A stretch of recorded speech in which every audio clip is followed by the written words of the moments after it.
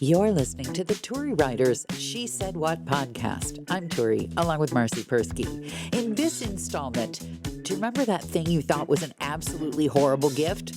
Well, now it's not. Also, when a beauty treatment goes awry, and alternatives in packing. I just slammed my knee underneath the desk. It feels great. I'm so sorry to hear that. Yeah, well. And you're short. You don't normally go around slamming your knees on things. Well, I do just tables and low sitting tables. Like when you try and make a coffee table into your dining table because you're that short. Yeah. I'll tell you how short I am. No, How short are you? Or this can be how short I am or how oblivious my husband can be. Uh-huh. Which we've talked about before. Yes. Many times. Yes. Like I could have triplets on the floor in the living room and he wouldn't notice. We're talking Captain Oblivious. So I had a scathingly brilliant idea last week. This is what happened when we get snowed in. I get brilliant ideas, right? Desperation will do that. Desperation or maybe the onset of dementia. And so I decided, okay, Eve has always had like this little shave in her eyebrow. I don't know what. Since she's like 12, she's always had this little shave thing. So I said to Eve, I want two of them in my eyebrow. Oh, she does it on purpose. It's not like a scar from something that hit her. She does it on purpose. No, she does it. Okay. And I said, I want you to do that to me. Oh my God, you didn't. She shaved off my eyebrow. I'm missing this eyebrow. And Frankie hasn't even noticed yet. He will when he hears this. You look a little bit like, what are those things called? Hyphens. When you have like 3 hyphens. You look like Morse code happening on your eyebrow. Yeah, pretty much. I shaved off the spousal unit's eyebrow once by mistake. Why were you shaving his eyebrow? Well, he is pretty much bald, and so he shaves his head. And he had set the thing, I don't know, he said, could you do his eyebrows? Because I guess he has a couple of those wild, crazy eyebrows. So I just assumed that the shaver was set high. And so I just did a little whoop right through the eyebrow, leaving, he looked like Mr. Clean, but with no eyebrows. I don't know if don't look like Mrs. Clean. I don't know if Mr. Clean has eyebrows. I was thinking of Mr. Clean because they're retiring him this week. They announced. Well, I'm missing my eyebrow, and I know where it is. It's down the sink. Well, it'll be interesting to see how long it takes for them to grow back, the eyebrows. It will be. Your good looks are sort of wasted on him, I'm thinking. I know. But he does tell me all the time that I'm short, so. Speaking of Mr. Clean and things going down the sink, have you ever had it happen that you get really, really excited over something extremely prosaic and nobody but you would get really excited about it? I'm sure I have more than once.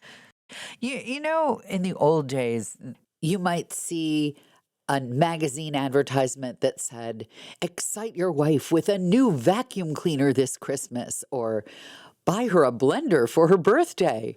I would look at these ads and go, this is insulting. This is offensive. One Valentine's Day, the spousal unit bought me a frying pan, and that was not well received. But I honestly have to say that I have now reveled into, count them 2, set years apart, weird pieces of equipment that just make me feel really good. One of them, a few years ago, you may recall, for Hanukkah, I got a paper shredder, a really good one, and it made me happy. And I went around shredding everything. And now I was afraid to take it out of the box for about 6 months. I got one of these mini upholstery carpet cleaners. They don't even cost $100. And I haven't felt that kind of satisfaction getting something, putting something into use it's the same satisfaction that some people get from popping pimples. It's that same kind of like, this was icky and now it's gone kind of thing. So we have, you're laughing. I'm laughing You're my not a head off. pimple popper, are you? No, I'm not. And I also get all these cleaning contraptions and use them once and then lose them. Oh, So somewhere I have one of those spot cleaner things, I love but this who thing. knows where it I love is. this thing. I, as you know, like you, have pets. And I have a perfectly lovely couch that has been sat upon against my wishes by many a dog. And it's just been sitting out. And if you dust it all, you realize that, just the air itself is not so clean in a big city. So I bought one of these little things. I think it was an Amazon Black Friday purchase. I was very excited about it. And then I was afraid of it for a while. And then yesterday I opened it up and used it. It's deeply, deeply satisfying to get filth out of your furniture. On the one hand, you're disgusted by the fact that you've been sitting on it all this time. On the other hand, you feel like you've really accomplished something. Some people are in labs doing research to cure cancer, and some people are breaking incredibly difficult news stories and investigating sources all over the world. But I get the same level of satisfaction out of taking 15 years of filth out of my sofa cushions. And it's not a good thing to have to admit, but it's the truth. Well, I'll tell you the truth about mine Yeah. is that I just buy everything dirt colored. Well, this is a dirt And colored couch, or I probably would have had to deal with it years ago. yeah, mine's very dirt colored. My floor is dirt colored. Everything is dirt colored, so you don't know where the dirt begins and the couch and the floor end.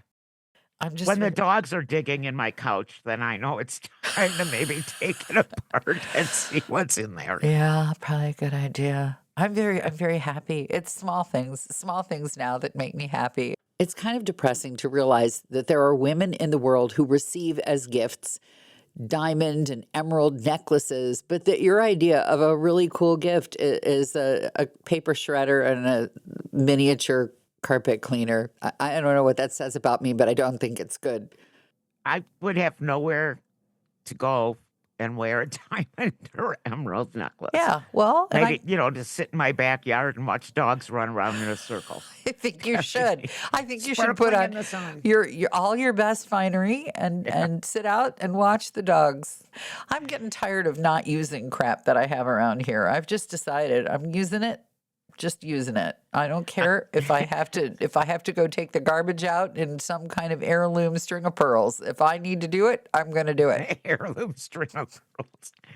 Now I'm too busy shaving off eyebrows and here's my big decision. Yes. So we bought new luggage. Like, Ooh, well, no, it's like 4 years ago, maybe. okay. It was new, and we never buy anything new. The Yeah. idea of used luggage is disgusting. Well, I've never bought used luggage either. Yeah, that would be gross. Yeah, no, it's People just stash their disgusting old socks and Ugh. underwear in there. No.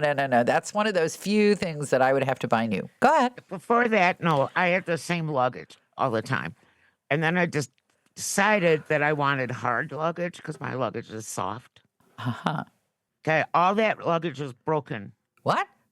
The last time we used it wherever we went, the airline broke every single piece.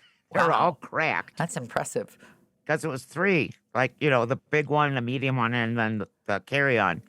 Yeah, they somehow managed to break all of them. So my quandary is, do I buy new luggage or do I not have any luggage so that when someone wants me to go anywhere, I could say, well, I don't have a suitcase, so I have to stay home. You're looking for a reason not to leave your house, and it strikes you that not having a suitcase would do it. Yeah, Wow. it's my only valid excuse. No, I just mean I don't feel like going anywhere. I'm just like, today is 60 degrees. 2 days ago, we had 60-mile-an-hour winds, and it was blizzarding. And I kind of just want to sit and watch snow melt. Well, That's all I want to do is sit on the deck and watch the snow melt. I think you can kick this luggage problem down the road a little bit. If you're really desperate, you just go down to the hardware store and buy some hefty contractor bags. That's tape what them I up. was just going to ask you. We have those everywhere Yeah, because my husband's a carpenter. yeah. I was thinking I could just throw everything into a I contractor don't know if bag. the airlines would take that or not. If the TSA opened it up, they'd have to duct tape it back closed again. I always know when the TSA is going to open up my luggage and look at it. It's always Didn't they all get fired? Is there any oh, TSA anymore? I get this because when we're recording this, the government is the DHS part of the government is still shut down. Yeah. This is what I love about the obvious fact that people with money have power. So, so the DHS announces that there will be no priority pre-check, skip the line for $25, you people who Yeah. fly all the time. And within 24 hours, they rescind it because guess who complained? The rich people. That's right. While you were talking, I think I invented something. As a scathingly brilliant idea. A scathingly brilliant Shark Tank idea. Okay, ready. You take a contractor bag, you make leg holes in it, okay? And you pull it on Yeah. like you look like Humpty Dumpty and you hold it open, throw all your crap in there, then tie it right underneath your arms. Uh-huh. And you get on the plane, you have everything you need. Just make sure all the hard stuff is out front so you don't sit Don't on sit it. on it. Yeah. That's a good idea. A wearable suitcase. Just That- don't put in anything over 6 ounces of fluid. There already is a version of this in use. Oh. It happens. Well, there are airlines that charge you for even a purse. So this commuter sort of airline that the small cutie was flying back and forth to Toronto, where you get charged for anything that's like bigger than your wallet. And so everybody who gets on this plane looks like Humpty Dumpty because everybody wears all their clothes. Layers of clothes. People get on the plane with their pockets stuffed full of socks and they're wearing 5 sweaters and long underwear and they've got underwear taped to the underside of their arms. If you want to know where you don't want to be in the TSA, it's anywhere where you have to scan an airline group of passengers who are on an airline that charges you for like a suitcase, any kind of like purse, because people who want those cheap tickets are de facto cheap. And so they do not wish to pay for a carry-on bag. That's $30. Why should they pay $30 when they can tape 6 pairs of underwear to their breasts, which is what they do? Okay. It's the same deal as that airline I told you about the other day, where the entire first 20 rows were empty because those cost $30 more. And the only reason people fly that airline in the first place is because we're cheap. And nobody thought it was weird because we all have, what is it, a social compact where we understand that we're all cheap. It's people are too lazy to speak up and protest the airlines. I'm just wondering how everybody sits in their seats. They're like, With you a know how, 6-pack of underwear yeah, on exactly. each cheek. Well, if you're flat butt like me, it's pretty easy. Yeah, that would work. That would work for you. Do you remember when you had your babies and they were really little and you'd take them out in the snow with these giant snowsuits on so that they Yeah. could barely walk? That is what all the people getting off of this little airline that goes to Canada look like. They all look like toddlers in snowsuits. It could be I thought- July. That's what they look like. The other thing about my week, as you know, I had my last, I hope, surgery on Monday. And then Yes. I spent the rest of the week just lying in bed and waiting for everything to come back to normal. And one of the things that was not normal this week was that there's a medication that I normally take that I couldn't take. The thing about this medication is that I can't eat certain foods when I'm taking this medication. So I went insane this week, eating all Whatever you wanted. nothing but the food that I'm not supposed to eat on this medication. I went crazy and I literally sat down and ate an entire 5-ounce wedge of cheese. Just What ate it. kind of cheese? Fontina cheese. I didn't care what kind of cheese it was. I just opened up the As long as cheese it's drawer. cheese. I just opened up the cheese drawer and thought, this looks good. And I just started eating it. I started like a sane person eating it with crackers. And then I realized, what the hell? I can have crackers when I'm on the medication. So I just tossed aside the crackers and went on with the cheese. It was a strange sort of gluttony. It was just Oh, sad. well, You're a broken suitcase. That's what I'm an it is. excuse to stay home. Is that what you're telling me? Well, yeah, if anyone wants you to go anywhere, you just say, I can't because I can't eat cheese. I'm going to use that. Yeah, there you go. Thanks for listening to the Turi Ryder's She Said What podcast. And if you've made it this far, we're guessing you liked it. So please recommend it to your friends and check out my book, She Said What? A Life on the Air. You can get it at your neighborhood independent bookstore or that website that sells everything.